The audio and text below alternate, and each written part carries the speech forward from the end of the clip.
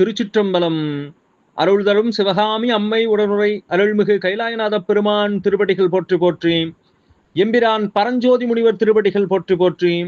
திருவிளையாடல் புராணத்தினுடைய 98வது பாடல், திருநகர சிறப்பினுடைய 8வது பாடல் நம்முடைய சிந்தனைக்கு.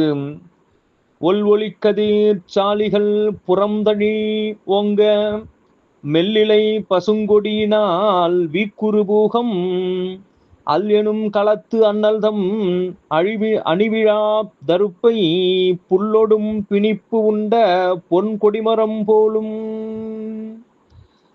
ஒல்ஒளி கதிர்ச்சாலிகள் புறம்தழி ஓங்க, அங்கே சிறப்பு மிக்க நெற்கதிர்கள் எல்லாம் மிக உயர்ந்து தனக்கு அருகிலே வளர்ந்திருக்கும்படியாக,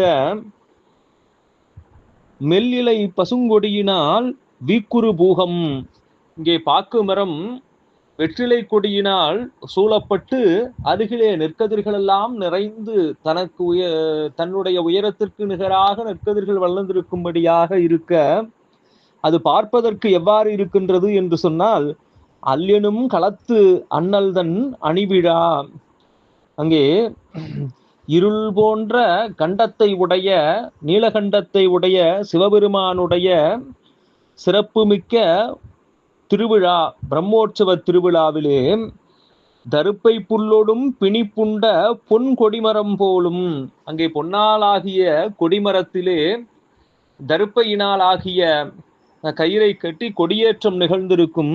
அதை போல தர்ப்பை புல்லால் கட்டப்பட்ட பொற்கொடிமரம் போல இந்த பாக்கு மரம் வெற்றிலை கொடியால் சூழப்பட்டு இருக்கின்றது என்று அக்காட்சியை நமக்கு காட்டுகின்றார் பரஞ்சோதி முனிவர்.